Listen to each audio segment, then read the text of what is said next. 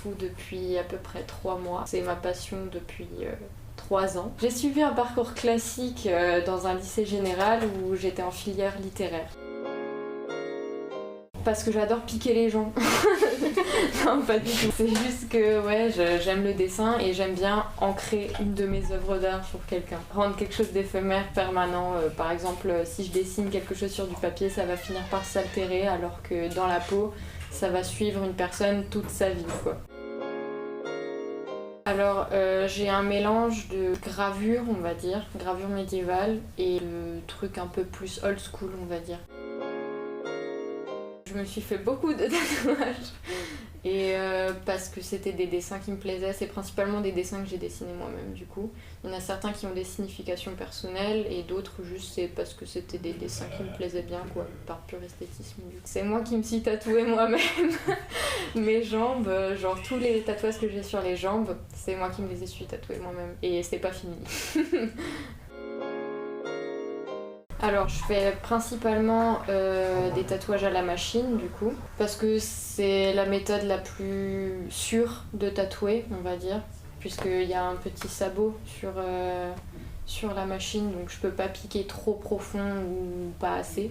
J'utilise une machine nouvelle génération, c'est un pen, on appelle ça. Donc avant il y avait les machines à bobine et les machines rotatives après. Sauf qu'avec une machine à bobine, il te faut 2 machines. C'est-à-dire que tu dois faire par exemple du traçage et de l'ombrage dans le tatouage. Et du coup, là, celle-ci que j'ai, elle combine les deux. Alors qu'avec une machine rotative ou à bobine, tu dois avoir une machine qui fait de l'ombrage et une machine qui fait du traçage.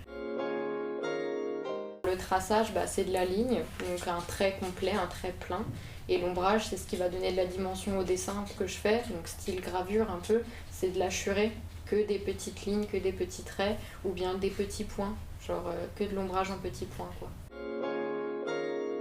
Mais je fais aussi du handpoking. C'est en gros le tatouage un peu plus traditionnel où j'ai juste une aiguille de tatouage que je trempe dans l'encre et point par point à la main dans la peau, quoi. C'est beaucoup moins douloureux.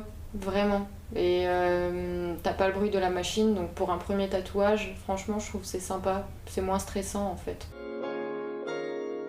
D'abord l'hygiène, à fond. Donc on met des gants, on désinfecte tout le matériel, tout doit être stérile, on n'utilise pas 2 fois les mêmes aiguilles, tout ça. La machine, on la nettoie avant et après le tatouage parce qu'il y a des giclures de sang. Du coup, comme je le disais avant, le tatouage c'est une question d'hygiène avant tout. Il faut toujours avoir un petit gel désinfectant pour les mains. On se lave bien les mains avant de tatouer. Ensuite, on met du gel désinfectant encore. Ensuite, les gants, très important aussi. On peut pas toucher une peau avec les mains nues. C'est pas hygiénique du tout. Surtout qu'on manipule des objets qui vont aller dans la peau, c'est même pas juste la peau. On désinfecte bien la peau avec de l'alcool. Du coup, une fois que tout ça est fait, je mets mes gants. Je pose une solution à stencil. Donc les stencils, c'est ça. C'est des feuilles transfert qui vont sur la peau. Donc j'imprime mon dessin avant de tatouer et je le pose sur la peau. Donc ça se comporte en 3 parties. Ça c'est une feuille en gros qui est juste une feuille de protection. Ensuite ça c'est ma feuille ancrée. Donc il y a un côté lisse où je peux pas attraper l'encre, mais là-dessus j'ai une couche d'encre du coup qui va venir se transférer sur ce papier-là. Et c'est le papier que je vais poser sur la peau du client du coup pour avoir mon motif. Et donc ça c'est la thermocopieuse. C'est ce qui va me permettre d'avoir mon dessin que j'ai dessiné sur le papier dans la machine. Chauffer l'encre et voilà, un tatouage prêt à être tatoué.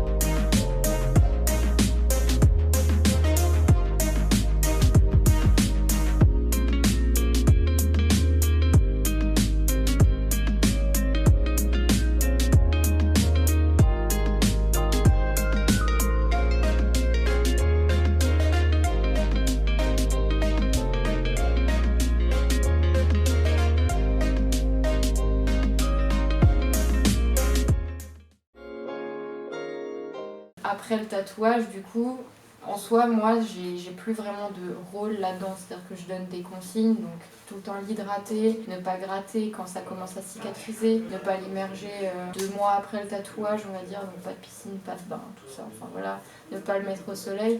Mais après ça dépend de la bonne volonté du client en soi.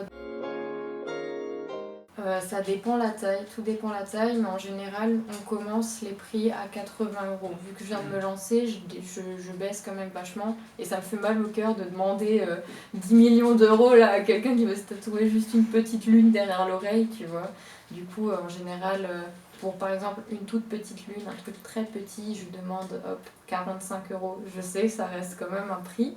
Mais en soi, le matériel qui va avec le tatouage, quoi, c'est quand même assez conséquent. J'ai déjà pensé me déplacer chez le client, mais je me sentirais peut-être pas aussi à l'aise que chez moi, alors que là, genre, j'ai mes marques, je sais où sont les choses, je sais que genre c'est propre quand je reçois du monde pour tatouer, tu vois. Du coup, pour le moment, je tatoue que chez moi. Bah, en général, c'est des gens qui viennent me parler sur Instagram, du coup, ils m'envoient un petit message privé, coucou, j'aimerais me faire tatouer, voilà comment ça se passe, tout ça. Et puis on part du projet et j'accepte ou non, selon ce qu'on me demande. Pour le moment, sur Instagram, ça marche plutôt bien, c'est la clientèle que je cible, on va dire. Pour moi, c'est un peu qui tu es, tu vois. C'est ta carte d'identité, on va dire. C'est ton corps, mais en plus personnel, tu vois. Ton corps sans tatouage, c'est toi, mais avec des tatouages, c'est encore plus toi, tu vois.